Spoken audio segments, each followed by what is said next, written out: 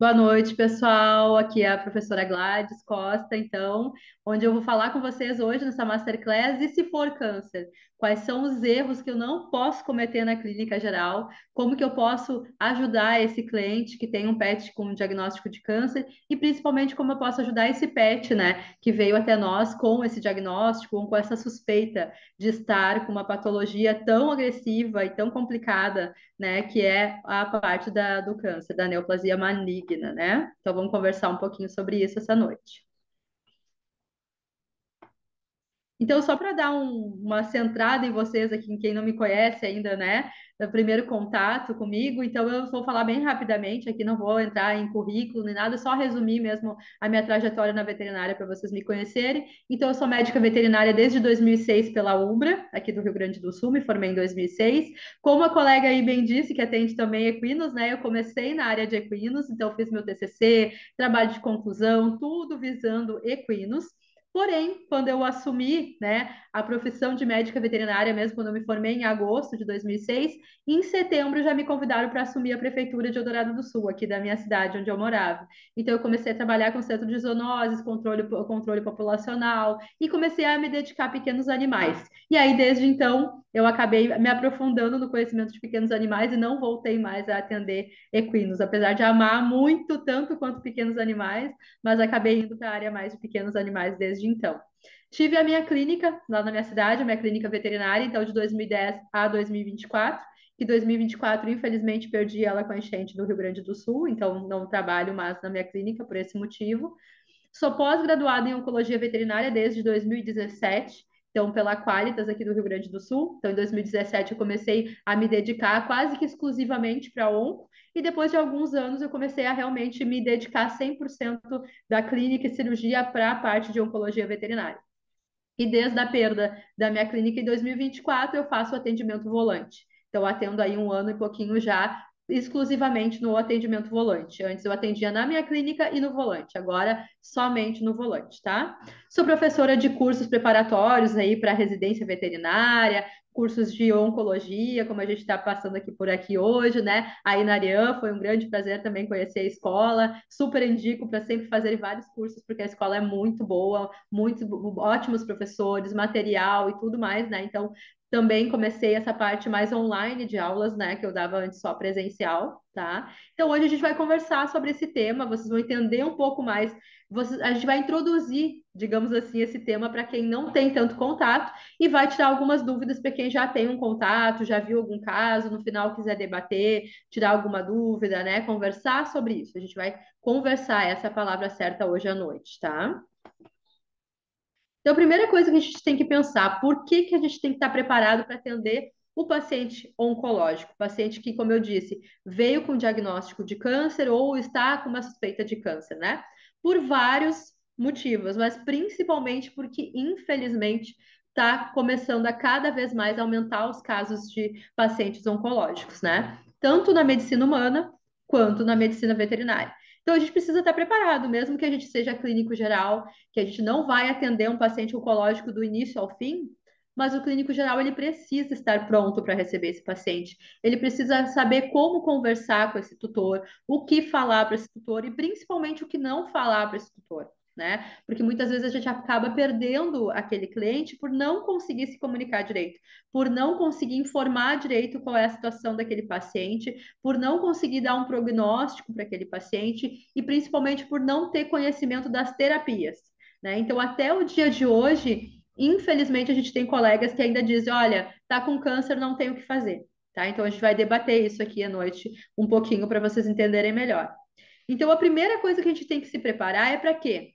Para reconhecer um câncer na primeira consulta, examinar esse paciente e já identificar se ele pode ter um câncer ou se ele está com câncer. Porque muitas vezes esse paciente vai vir com uma queixa principal do tutor, já falando que viu um nódulo, ou vocês, quando examinarem, já vão ver esse nódulo ali no paciente, né? Um nódulo de pele ou de mama, em alguma região externa que vocês consigam identificar de uma forma rápida. Porém, muitas vezes a gente não consegue identificar já de primeira. A gente vai ver aqueles sinais clínicos que são relativos, né? Relativos por quê? Porque pode ser de qualquer outra doença. Então, o paciente começou a emagrecer, ou o paciente não quer mais comer, ou ele teve vômitos esporádicos, ou ele tem diarreia, ou ele está com probleminha de pele que não cicatriza. Então a gente sabe hoje em dia que o câncer ele não é totalmente específico. Ele tem vários sinais clínicos que são inespecíficos e que pode sim ser por causa de um câncer. Tá? Então a gente precisa saber identificar isso, a gente precisa saber quais exames pedir, a gente precisa saber quais sinais estão e são mais característicos de cada tipo de câncer, mesmo que a gente não seja oncologista, mesmo que a gente não vá atender, como eu disse, esse paciente do início até o fim daquele tratamento. Mas é importante a gente saber fazer uma boa anamnese, saber fazer uma boa solicitação de exames, para daí depois encaminhar. Até para encaminhar para o oncologista, é importante a gente saber como encaminhar. A gente vai falar sobre isso também hoje. Porque muitas vezes eu recebo pacientes que vêm, ele tem câncer. Tá, já vem com aquele diagnóstico. E aí eu começo a perguntar, tá, desde quando começou essa alteração? Aonde que é essa alteração? Aí a pessoa fala, não sei, era um nódulo lá na parte da barriga.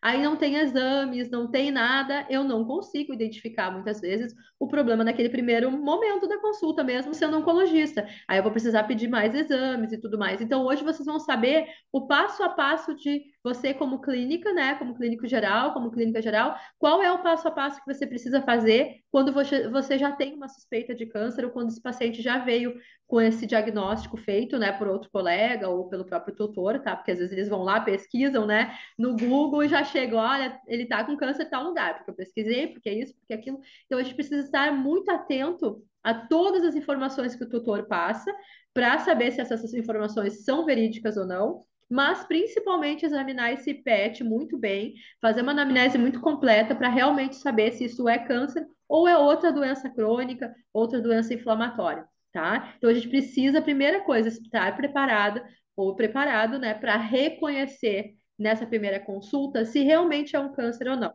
tá? E eu botei aqui grifado, bem importante para vocês nunca esquecerem dessa palavra, que é uma palavra que eu uso muito no dia a dia, que eu falo que é o time. O que é o time? É o tempo. Por que eu botei aqui para vocês já de primeiro, no primeiro slide? Porque o câncer, ele é muito rápido, né? Normalmente, quando a gente recebe um paciente com diagnóstico de câncer, ele já vem já mais avançada a doença. Às vezes já vem com metástase, às vezes já vem com mais de um órgão afetado, às vezes já vem com sinal clínico aparente. Na grande maioria das vezes, eu não vou dizer nem que é às vezes, na grande maioria das vezes já vem com essas ponderações assim de sinais clínicos, ou com patologias juntas, ou com metástase, ou com algum outro problema. E aí, se a gente não conseguir fazer o tratamento bem no time, no tempo certo, no início da doença, ou pelo menos no mais breve possível, a gente perde esse tempo, a gente perde o tempo de tratamento, e aí muitas vezes chega para um oncologista, chega para a pessoa especializada em oncologia, já sem ter o que fazer. E aí a pessoa fala: a quimioterapia não resolve, o tratamento oncológico não adianta, vai morrer de qualquer forma, essas coisas que a gente ouve no dia a dia. Por que que isso acontece? Na grande maioria das vezes, porque faltou time, porque não teve essa junção, essa união do veterinário clínico com o veterinário especializado. Então, por isso que a gente fez essa masterclass hoje, para vocês entenderem o quão importante o clínico geral é e o quão importante ele precisa estar junto desse veterinário especializado para poder ajudar esse pet, tá? Então é sobre tudo isso que a gente vai conversar. Outra coisa, como eu falei, cada dia cresce os casos de oncológicos, né, dentro da nossa clínica. E cada vez mais com o estudo da medicina, com o avanço das tecnologias, com tudo, a gente tem possibilidades de tratamento.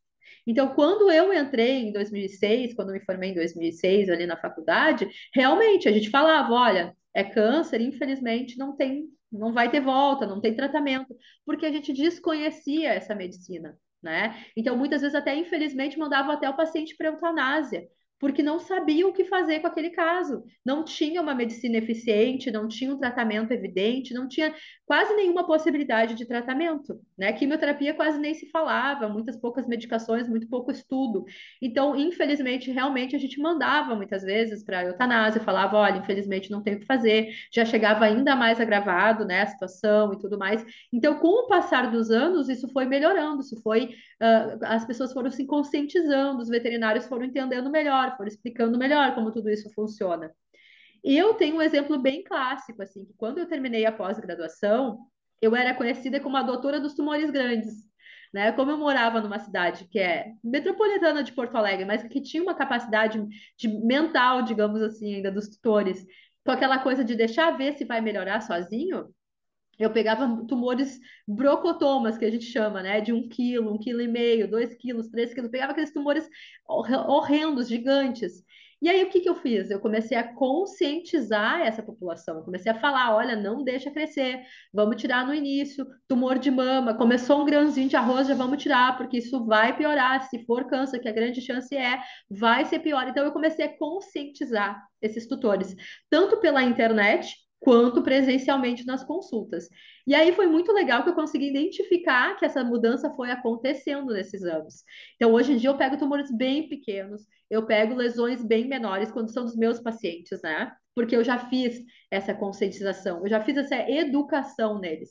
Então, eles já sabem que não pode deixar piorar, que se viu algo tem que sair correndo e levar para o veterinário, que não pode deixar, né? Que se não está cicatrizando tem algo errado. Então, eles estão aprendendo a como cuidar do seu pet. Isso é importantíssimo. E isso o veterinário peca muito por não ter paciência de educar o seu tutor, de educar o seu cliente. Então é muito relevante que vocês façam isso também. Converse com os tutores, expliquem para os tutores, já de forma preventiva já. Para quando acontecer, se Deus o livre acontecer, não estar num estágio tão agravado que a gente não consiga mais tratar de forma adequada, tá? Então é muito importante a gente ter esse entendimento também de comunicação com o tutor. E aí, por onde começar, né, Gladys? Tu já falou de tudo da questão da comunicação, já te apresentou, e agora? Eu tô na frente de um paciente que eu tenho diagnóstico de câncer ou que eu tenho suspeita. O que que eu faço? Né? Então, o que que eu vou fazer? Primeira coisa é a consulta geral. A consulta é o mais importante de tudo, é o início de tudo. Se a gente errar aqui, a gente vai errar no processo inteiro.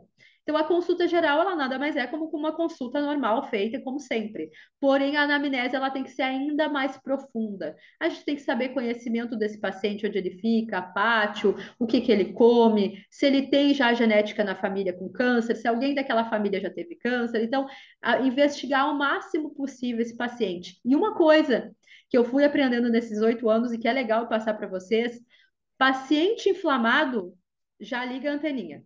O que que é o paciente inflamado? Aquele shih tzu que está sempre com problema de pele, aquele Dachshund que vive vomitando ou com diarreia e que melhora com probiótico e depois volta.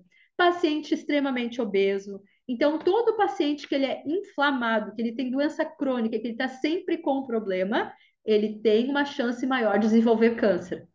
Claro que não é por ele ser inflamado somente, é porque ele tem uma genética para isso, né? Obviamente. Mas quando ele é inflamado, cronicamente inflamado, ele tem uma grande chance. Hoje mesmo eu atendi 2 shih tzus, um com 12, outro com 10, que tinha resquícios de problema de pele, que resquícios porque eu digo assim, a pele é aparentemente bonita, mas quando tu vai visualizar, tu vê que tinha ali uma malacese, que tratou, uma atopia, alguma coisa.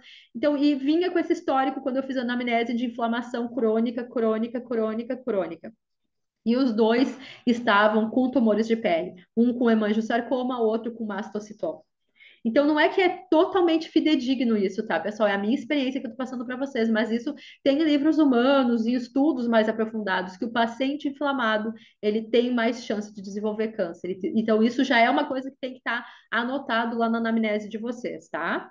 Outra coisa, os exames. É importantíssimo, antes de encaminhar para o veterinário especializado, os exames, tá? E quais são os exames? Aqueles exames básicos, exames de urina, exame de fezes, se for o caso, hemograma, raio-x de tórax, ecografia abdominal total e tomografia, se for o caso, né? Se puder fazer a tomo, melhor ainda, tá? Mas é importantíssimo já mandar com esses exames. Se tiver o citológico ou histopatológico, melhor ainda, porque aí a gente consegue conduzir ainda melhor a consulta oncológica, tá? E daí, então, encaminhar para o veterinário especializado que vocês conheçam na região de vocês e confiem no trabalho dessa pessoa, né? Aí, quais são os maiores erros assim que eu vejo que os clínicos gerais cometem até hoje, né? Primeira coisa, não encaminhar. Ficar com medo de encaminhar, achar que vai perder o paciente, que a pessoa lá, a Gladys, vai pegar esse paciente e nunca mais vai devolver. Isso não é verdade, tá, pessoal? A gente sabe que qualquer profissão pode ter alguns colegas não tão legais, mas a maioria vai pegar esse cliente, vai fazer o que tiver que fazer e vai devolver para ti. Até porque a gente fala muito isso no curso, é importantíssimo ter essa junção do clínico geral, que é o veterinário desse pet, e do oncologista, do especialista em oncologia, porque aí ele vai linkar esses dois profissionais e vai conseguir dar um melhor suporte para esse paciente. Ele precisa do clínico geral para a vida toda, assim como ele vai precisar do oncologista para a vida toda, tá? Não fazer exames. A maioria me manda, tá com câncer. E aí manda só com citológico ou só com histopatológico e não faz os exames de estadiamento. Isso também dificulta a vida do profissional que é especializado, tá, pessoal? E, infelizmente, até hoje, não fazer a biópsia. Ou seja, retira o tumor, bota fora e seja o que Deus quiser e manda para o oncologista depois quando o tumor voltar, se voltar. E aí volta, como eu já peguei vários casos, e eu faço o quê? Sento e choro, né? Porque eu não sei qual é o tumor que era, não tem isso patológico, como é que eu vou tratar esse paciente? Não tem como tratar. Aí eu tenho que rezar para que o tumor volte para eu poder diagnosticar. Então não façam isso. Sempre que for removido algum tumor, seja ele menorzinho que for, cara de lipoma, o que for, é benigno, é verruga, não interessa, gente. Mandem sempre para o histopatológico. Só assim a gente vai conseguir tratar o nosso paciente de forma adequada. Não tem outra forma, tá? Infelizmente.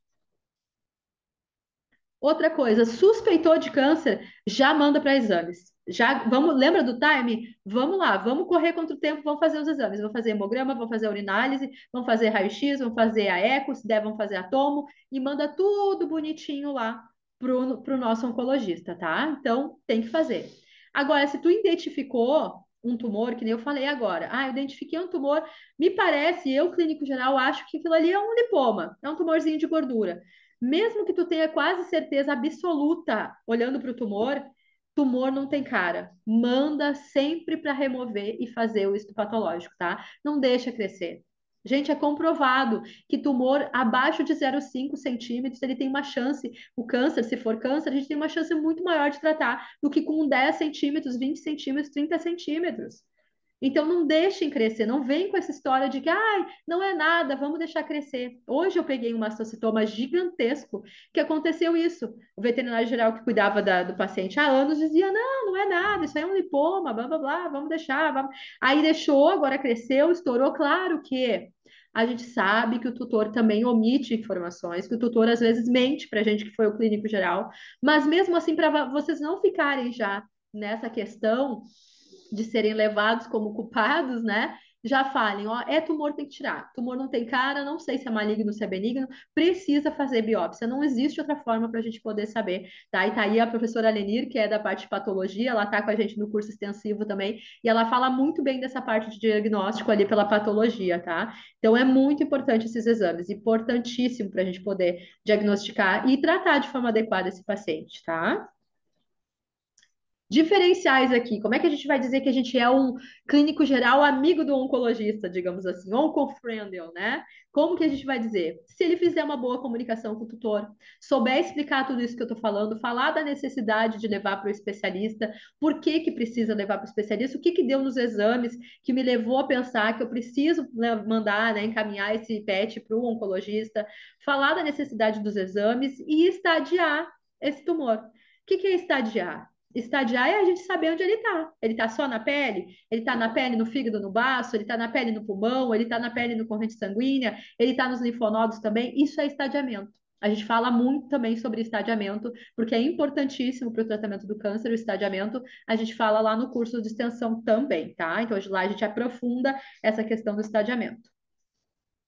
Então, como que vai ser a comunicação? Já que tu falou de comunicação, como é que vai ser essa comunicação? Ela tem que ser simples, evitar a palavra câncer, que é uma palavra que aqui a gente pode falar, mas na hora da consulta apavora muitos tutores, porque eles, na grande maioria, já ouviram falar sobre câncer em outros pets, já tiveram outro pet ou já tiveram alguém da família, então eles vêm muito apavorados, com muito medo quando a gente fala a palavra câncer. Então, neoplasia maligna, tumor maligno é menos pior do que câncer, tá?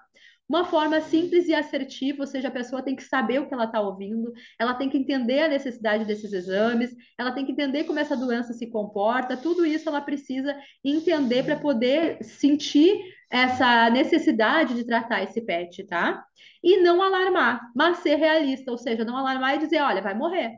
Não tem o que fazer, tá numa doença horrível. Não. Mas também não omitir e dizer, não, vai ficar tudo bem, ele vai fazer agora uma quimiozinha ali, uma quimioterapia, que é bem simples, vai botar no sorinho e ele vai ficar bem. Também não, né? A gente precisa trazer essa realidade, muitas vezes, falar que sim, o prognóstico é ruim ou é reservado, é difícil de tratar, mas que tem tratamento e que a gente vai tentar fazer o máximo para ele ficar bem, tá? Garantindo qualidade de vida, tempo de vida, mas não cura totalmente. Na grande maioria dos casos, a gente não vai conseguir prometer cura, tá? Isso é importante ficar também bem claro para o tutor. No estadiamento, o que que a gente precisa? É aquilo que eu falei, o estadiamento é saber quantos órgãos estão afetados, se é só o órgão principal e o linfonodo, se é o órgão principal, o linfonodo e o outro órgão lá, como fígado, baço, pâncreas, pulmão, coração. Então é isso, o estadiamento é a gente saber onde anda esse câncer, onde anda essa neoplasia maligna, tá? E os exames, aqueles que eu já falei para vocês, hemograma, raio-x, eco e tomo são os básicos dos básicos, né? Mas aí a doutora Leni também aprofunda outros exames possíveis que a gente pode pedir. Os exames não, desculpa, os tipos mais comuns de câncer. Eu trouxe aqui que são os campeões dos campeões, né? Pele, é que a gente mais vê, câncer de todos os tipos de pele. Mama, né? Muito evidente, muito frequente até hoje. E os tumores abdominais, os hemangiosarcomas, né? Os tumores de bexiga. Aí tem vários outros ali que a gente pode ver, mas normalmente o hemangiosarcoma, digamos que é o campeão dos tumores, assim, malignos na parte abdominal. Então, gente, que eu tinha de conteúdo para vocês, dentro do tempo ainda, ó, bem na hora, é que eu falo rápido também, né?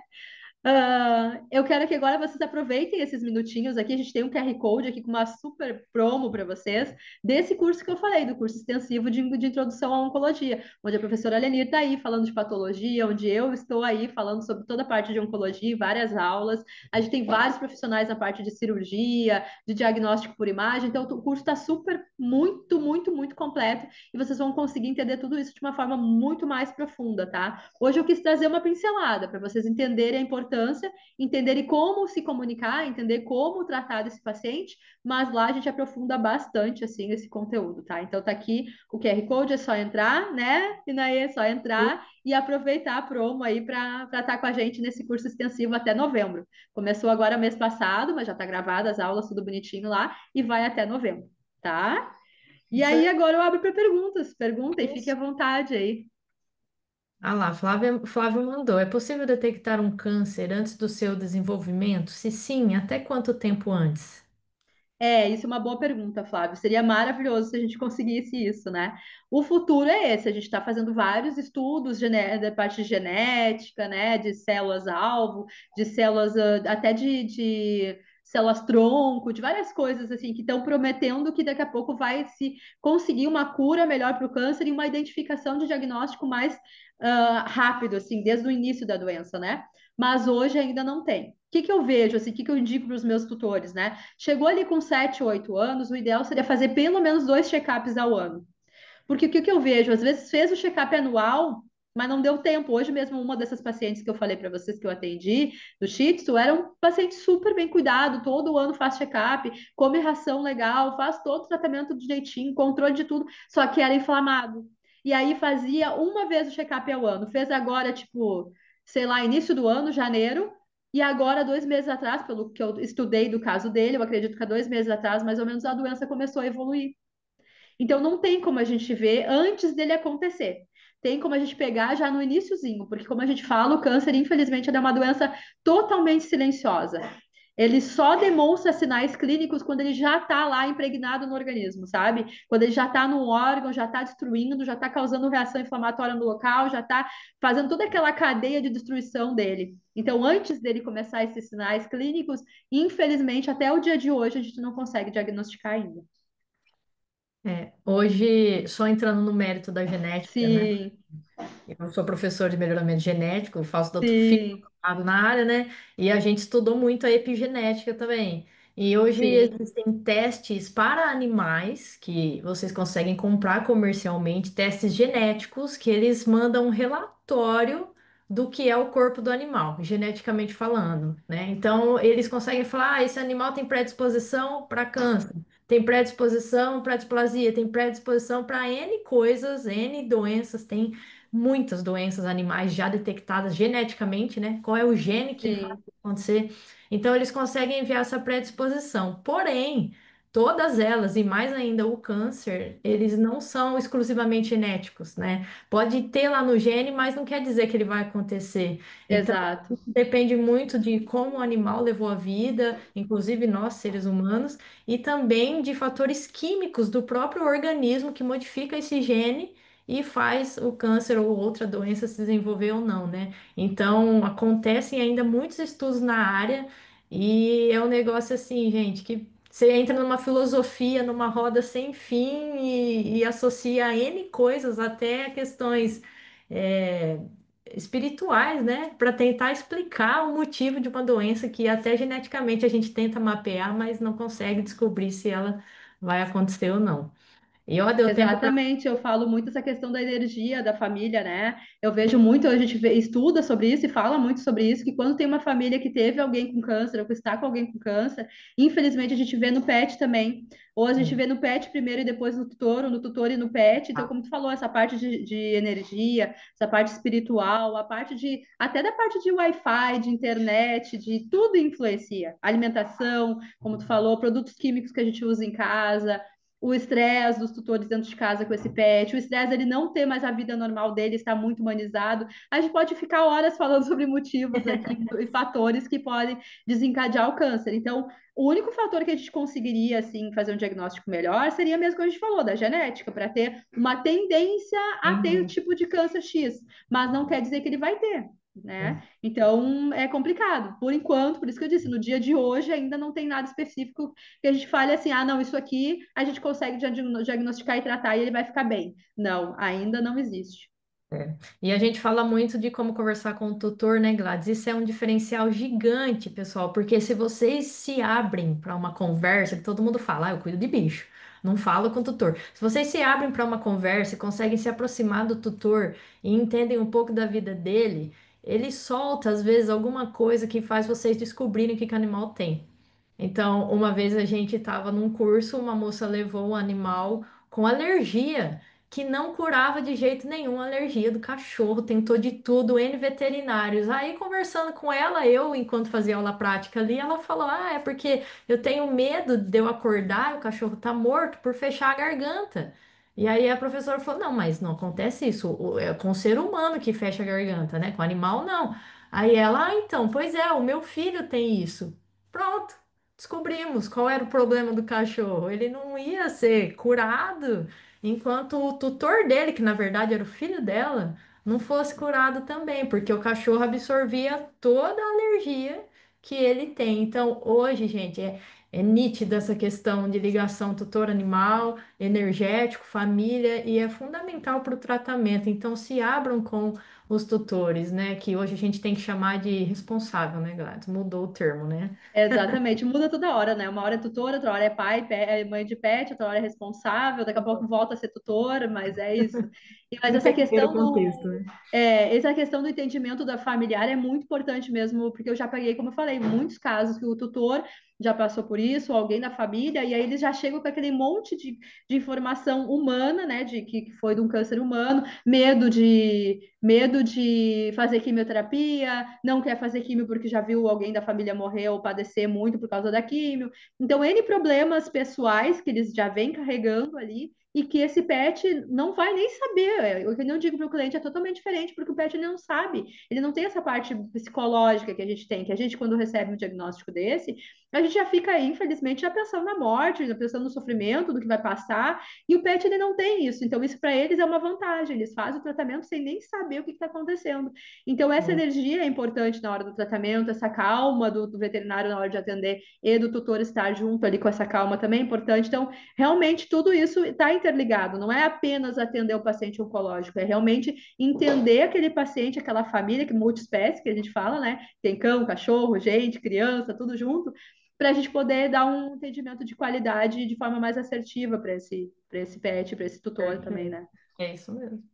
Vamos Tem mais seguir. perguntas? A Júlia mandou aqui, ó. Acompanhei o caso de um gatinho que descobri que tinha linfoma na hora da cirurgia de retirada de olho, já que o mesmo foi afetado, possivelmente por causa do tumor. Qual é o prognóstico para linfoma? Completando, descobri que ele era FeLV positivo e, devido ao estado do animal, o tutor optou pela eutanásia. O Eu tumor ia é per- localizado entre o palato duro e o palato mole. eu ia perguntar exatamente isso. Provavelmente linfoma FeLV positivo, né? Porque o linfoma ele não é pactonomônico do FeLV positivo, mas ele é muito comum, muito, muito. Primeira coisa que a gente pergunta na anamnese é FeLV positivo? Já fez algum teste para FeLV e FIV? Muitas vezes eu recebo esses pacientes já vêm com o diagnóstico de linfoma e que são FeLV e FIV positivo ou pelo menos FeLV positivo. Depende, não tem como eu te dizer se só tu me falando o histórico que aconteceu, se teu prognóstico era bom ou era ruim, né? Mas a gente sabe que linfoma em regiões de palato, né, de boca, regiões de intestino, é muito complicado, porque é a parte alimentar daquele pet. Então, além de fazer o estrago do câncer em si, tem toda essa questão do gato não conseguir se lavar, não conseguir comer, não conseguir deglutir. Então, normalmente o prognóstico é reservado a ruim, né? Reservado a gente fala que é bem difícil de tratar, é quase pouca chance de viver, e o ruim é o péssimo, é aquele que a gente sabe que vai morrer, né? Então, normalmente é prognóstico reservado ou ruim. É muito raro a gente conseguir tratar um linfoma de gato com felve positivo, tá? Eu tenho um caso de felve positivo que está vivo até hoje, que fazem 3 anos, mas era em mediastino, né, na região do tórax, ali ao redor do pulmão. Ele está vivo, feliz da vida. Ele é felve positivo, mas nunca teve a doença felve, né? Ele só tem o soro positivo, no caso, ele fez o exame e é positivo para felve, mas nunca desencadeou a doença. E ele começou com sinais de linfoma, né? De dificuldade respiratória e tudo mais. A gente fez os exames e era. E aí a gente tratou e ele tá bem, tá super bem. Mas a grande maioria dos pacientes, infelizmente, chega um tempo que ou morre da felve ou morre do linfoma. É bem difícil.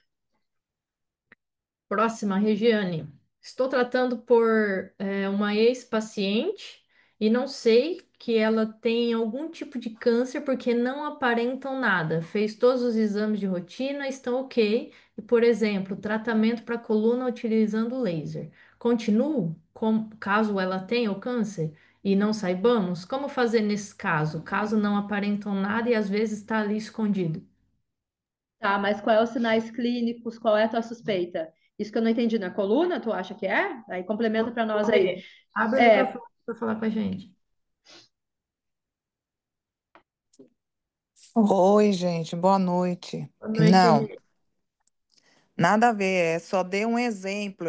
Por exemplo, você pega um paciente, vem por uma causa de coluna, ele vem com todos os exames bonitinhos, né? Até o raio-x da coluna, você vê tudo tal lá, hemograma, ultrassom, tudo, gente. Aí você está tratando uma coluna com um laser, né? E de repente, sei lá. Você suspeita de alguma coisa, ou então você não sabe de nada, e daí você acaba o tratamento e a pessoa volta e fala que, olha, ele apresentou um tumor, tarará, e você estava tratando ele com um laser, entendeu? sim, pode acontecer. Daí tem que pedir exames mais aprofundados, que nem a tomo que eu falei, né? Ou já encaminhar para o especialista para ver se ele tem alguma outra possibilidade de exame, alguma coisa assim. Porque realmente esses tumores de coluna, de medula, é muito difícil até para quem é especialista, É, muitas vezes é, diagnosticar, né? O melhor o aham, exame ouro seria a ressonância magnética, mas nem sempre a é, gente tem de forma possível de fazer, tanto financeiramente é, quanto no local da onde a gente atende, né? é, Então, é uma possibilidade. É mandar mesmo para um oncologista, aí tirando e exterminando as possíveis possibilidades. E por aham. último, se não achar nada, tentar mandar para o especialista onco daqui a pouco, ou para um neuro, para daí diagnosticar isso de uma forma mais adequada, né? Mais profunda, né? Exatamente. Tá bom, Tá? gente. Era isso, obrigada. Tá bom de nada, Regiane. Beijo, gente, beijo. Beijo, até mais. Mais alguma pergunta? A Paula falou: recentemente foi encaminhado para mim pelo oncologista uma paciente idosa que no final do ano passado fez mastectomia total bilateral e agora foi constatado metástase em pulmão e ósseo. E como é paliativo, estamos apenas focando no bem-estar e tirar a dor.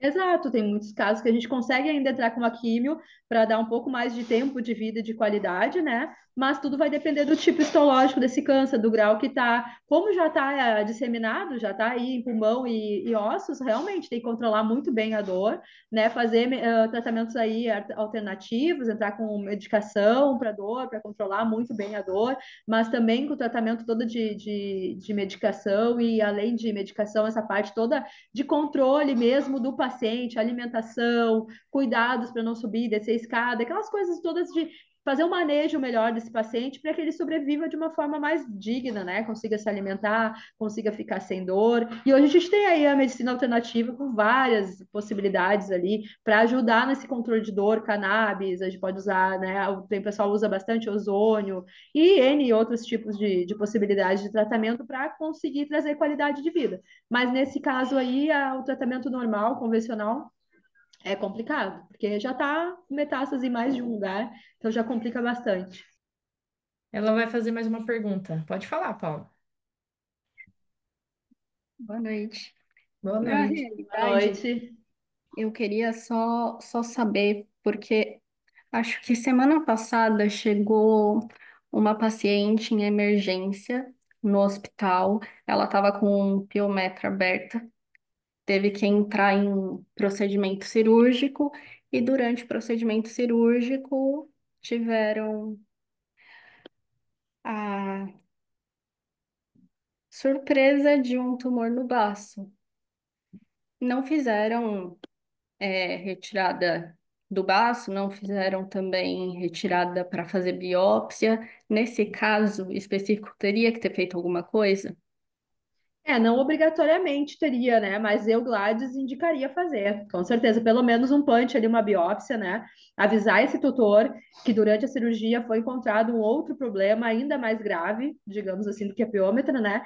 E que teria que fazer uma biópsia ali para conseguir saber o que que é. Pelo menos isso, sabe? Eu ligaria no meio da cirurgia para o tutor e conversaria com esse tutor, porque vai ter que abrir de novo, não adianta, né? Ela não vai morrer de piômetra, provavelmente, mas ela pode morrer com esse câncer se for um hemangiosarcoma grave, por exemplo. Então, eu indicaria no momento da cirurgia já fazer pelo menos a biópsia, com certeza. Paula, você já usa Viscum Albo? Já ouviu falar? Conhece?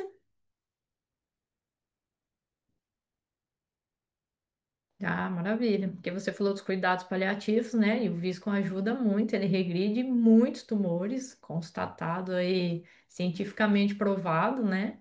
Então, caso você não use, né? Dá para incluir aí. Tem muitos cursos por aí só de Viscum, a Inject Center de Ribeirão Preto, que faz os homeopáticos injetáveis, eles ensinam, tudo é muito bacana, os resultados são muito promissores. Mais alguém, pessoal? Quer falar mais alguma coisa? Júlia, quanto ao cenário da oncologia na profissão veterinária, qual a tua visão sobre o tema? Tem muito crescimento? Muito, como eu falei, porque cada vez mais está aumentando, né, o histórico de câncer nos pacientes, né? Porque cada vez mais a gente está pegando esses pacientes idosos, eles estão vivendo aí mais anos, 10 anos, 12, 15, 18. Então a gente precisa cada vez mais de profissionais especializados em todas as áreas da geriatria, então cardiologia, pneumologia, a própria geriatria em si, né? E com certeza também a oncologia, porque cresce muito e a gente não tem ainda bastante profissional nessa área. É uma área que está em crescimento, é uma área que tem bastante possibilidades ainda de trabalho, né? Mas é uma área que a gente precisa também se intensificar mesmo, estudar muito, porque realmente, como eu falei, a medicina ela muda muito rápido, cada vez mais a gente recebe aí drogas novas, medicações novas, tratamentos possíveis para fazer, e é um paciente que a gente tem que gostar muito de comunicação. Tá? Tem que ser aquele veterinário que gosta de se comunicar, que tem paciência de ouvir o tutor, que gosta de conversar, porque como a gente falou aqui, a comunicação ela faz parte de toda a medicina veterinária. Mas com os pacientes idosos, isso mais forte ainda, porque a gente precisa ter essa paciência de ouvir essa história toda desse paciente, porque quando ele conta a história toda, como eu falei, um toque que falou lá do problema de pele recidivante já é um indício. Ah, é felv positivo, já é outro indício. Então, a gente tem que pegar pequenos detalhes na história desse pet que vão nos levar a pensar no câncer X, Y, Z e a gente conseguir tratar melhor esse pet, tá? Então, tem que gostar ainda mais de conversar com os tutores, ainda do que todo veterinário já deveria gostar, né? De conversar com o tutor, mas nessa área ainda mais. É uma área que não vai acabar nunca, né? A não ser que descubram aí a pedra filosofal Pois da. é, eu acho que não, infelizmente, sabe? Eu, como oncologista, eu digo que o câncer, ele é nada mais é que um alien dentro da gente, né? Todo mundo nasce com esse alien, uns se desenvolve, outros não, mas ele é tão forte, tão potente, tão destrutivo, que vai ser difícil a gente acabar com ele. Vai ser uma bactéria da vida que já existia antes da gente, já. Vai ser difícil. E a gente tem estudos, né, que desde o tempo dos egípcios lá, dos dinossauros, já tinha câncer. A gente só não, que chamava de cancro, né, na época. E aí agora só está piorando. Com toda essa evolução, entre aspas, da humanidade, né? A gente evolui em umas coisas e regride em outras, a gente acaba que o nosso organismo desenvolve mais o câncer. Com Você certeza. viu que publicaram esses dias, Gladys, sobre alguma coisa que a abelha produz, não lembro o quê, que testaram em pacientes oncológicos e essa substância que ela produz matou apenas as células cancerígenas. Não vi. Volta e meia tem Abelha. estudo Não. de medicações naturais, né? De plantas, que nem o próprio visco, o próprio cannabis. A gente sabe que o cannabis também interage com vários setores do organismo ali para diminuir o câncer também, até para evitar câncer, né? Para pacientes geneticamente modificados, digamos assim. Então, tem várias coisas, mas precisa de muito estudo ainda, porque na veterinária a oncologia é ainda mais nova, né? Então, a gente deve conseguir ter um número de pesquisas naqueles pets, um número realmente bom, né, de relação boa para a gente poder dizer que funciona ou não funciona, é complicado, né? Não acredito que vai levar milhares de anos ainda para a gente descobrir, não vai ser assim, não, tão fácil. Mais alguém tem mais alguma dúvida, pessoal? Camila, fiz um curso sobre carrapato do Butantan esses dias. Estão pesquisando as propriedades antitumorais das abelhas e dos carrapatos. Olha que legal. Viu só? Então, exatamente, tem aí do sanguessuga, né? Tem também que eles fazem tipo uma hemoterapia natural. Então, tem várias possibilidades aí, mas tudo são estudos pequenos ainda, né? A gente não tem nada 100% assim que diga, ah, não, essa substância X faz tal efeito e vai causar tal coisa no câncer tal. Ainda a gente não tem isso tão identificado, pronto assim para uso, né? Tá tudo em estudo ainda, realmente. É. Eu vou aproveitar, pessoal, e vou mostrar para vocês aqui um pouquinho do curso da Gladys. Sim, Me avisa aí se você está vendo a tela, Gladys. sim, tô vendo sim, tá perfeito, Já? do site. Maravilha, então, pessoal, ó, nós começamos mês passado, porque são 5 módulos, são 10 professores e são 50 horas de conteúdo só para falar de introdução à onco, principalmente para quem é veterinário e não atua na onco e precisa entender o que que ele pode fazer, o que que ele não pode, quando ele tem que encaminhar, né? Então, nós começamos mês passado, é sempre uma sexta-noite e um sábado do final de semana do mês. E vamos seguir aí. Então, nosso próximo módulo, ó, é dia 15 de agosto já, 15 e 16 de agosto. Todos eles ficam gravados e vão ficar disponíveis por mais 6 meses depois que acabar o curso. O curso acaba só em novembro. Então, até agosto, vocês vão poder assistir o curso. Tem vários temas, 10 professores, está tudo bem descrito aqui no site. Vou só chegar aqui no conteúdo para mostrar para vocês. Então, o nosso primeiro módulo foi sobre diagnóstico oncológico, né? Como que a gente detecta se é câncer, se não é, se tem sinal clínico, que exame precisa fazer. E nós tivemos uma participação do Luciano da Costa, o professor que veio dar aula sobre diagnóstico por imagem. Falou de todos os tipos, né, de exames de radiografia, ultrassom, tomo, ressonância, explicou muito bonitinho.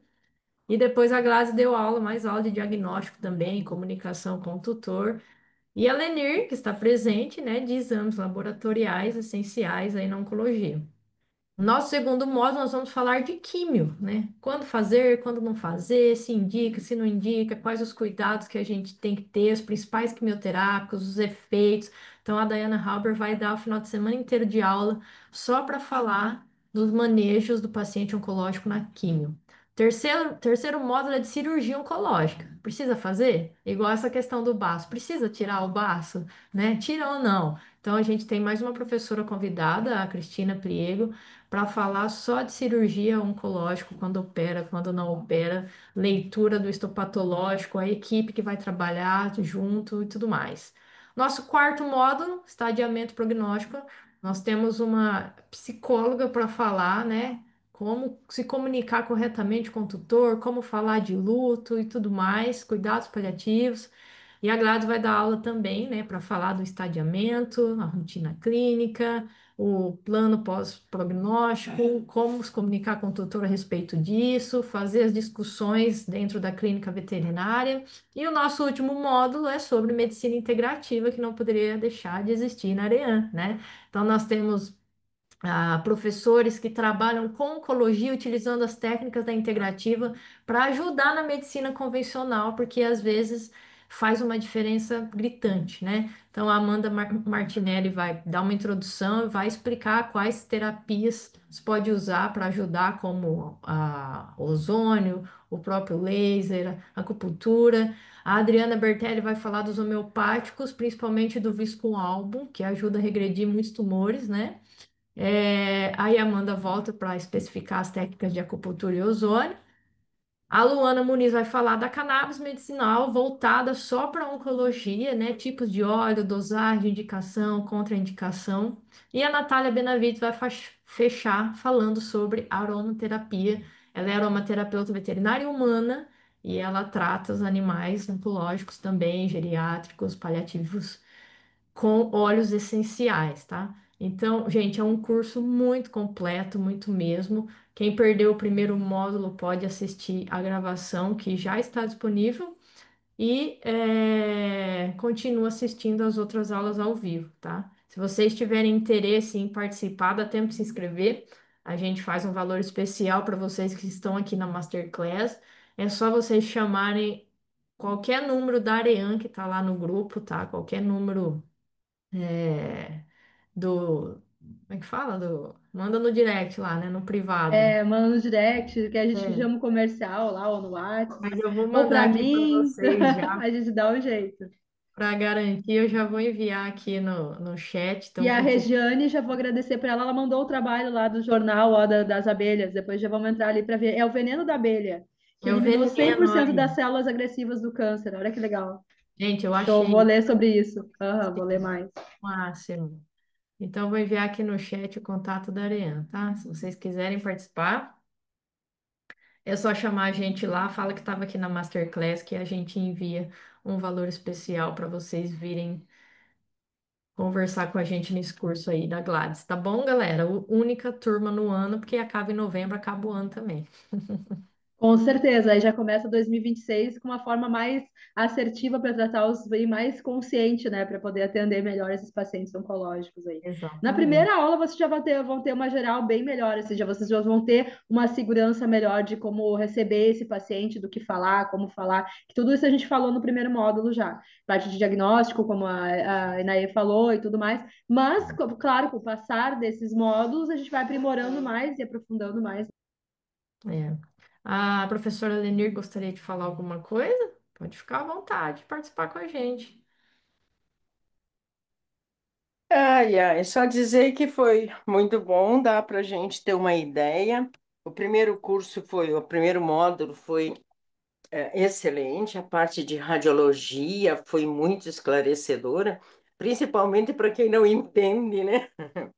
Sim, E é um curso que vale a pena o aluno, seja ele do quarto, quinto, sexto período, que já tenha uma ideia daquilo que ele quer, né? Principalmente se for trabalhar com pequenos animais, eu acho que esse curso é o caminho, porque os nossos pacientes estão ficando cada dia mais idosos, né? é, E quanto mais idoso, maior a quantidade de problemas que eles nos mostram. É muito bom. perfeito. Obrigada, Lenir. Seguimos aí na luta de passar conhecimento para essa galera que merece. É verdade. Exatamente. Então tá, gente. Ninguém mais tem dúvida, né? Vamos Acho que estudar mais sobre essa abelha, né? Sobre o veneno da abelha. Vou aprofundar isso aí também vamos. para a gente trazer para conhecimento de todos. E agradeço mais uma vez por estar aqui com vocês, conversando, trocando ideias sobre oncologia, que sempre é um prazer para mim, né? É a minha área de atuação, então é uma área que eu gosto bastante. E sempre que quiserem, fiquem à vontade, pode entrar lá no Instagram e tudo. Até deixei a última tela aqui, eu acho que tu tirou, né? E na época que tu foi botar do site. Eu vou enviar o link para eles lá no Tu grupo. consegue compartilhar de novo? Não. Vou ter Aí que entrar você lá de novo. mesmo Aí eu que tenho que tem que entrar lá. compartilhar. Tá, então eu entro de novo, só para deixar Isso, a imagem final, que foi onde eu botei o Instagram ali para vocês. Ah, Se vocês perfeito. Gente, quiserem, deixa eu ver oi. aqui. Oi, Mônica. Só um adendo. Eu Claro. trabalho com veneno de abelha, tá? Mas Show. não vi nada sobre tumor. Mas para dor crônica é sensacional. Com a artrose, problema de coluna, você com 5, 6 aplicações, você consegue levantar o animal. Gente, Muito que bom. Que legal. Então deve ser mais ou menos o mesmo benefício, digamos, na mesma era do próprio cannabis, né? Que entrou para dor, para problemas reumatoides, coluna, osso, essas coisas todas, mas que com o tempo foi descobrindo que também tinha uma evolução boa para evoluir, para diminuir o crescimento do câncer, né? Provavelmente o veneno da abelha deve ter a mesma ação, assim, parecida, né? Semelhante a essa questão, mas eu vou realmente ler sobre isso e estudar, entender melhor. Mas deve ter alguma toxina, alguma coisa ali dentro do próprio veneno que consegue diminuir essa célula cancerígena, né? Com certeza. Deve ser algo nesse sentido. muito, Obrigada, pessoal. né? Muito Muito legal, viu? Eu também aprendi essa noite. Obrigada. bacana. Muito show, muito show. Obrigada. Sensacional. Até mais. Perfeito, galera. Obrigada, viu? Fiquei com Deus. O que precisarem, estamos aí. Obrigada, Gladys, mais uma vez. Nos vemos em breve. Isso aí, muito obrigada para todos. Tchau, até a Tchau, próxima. galera. Tchau, tchau.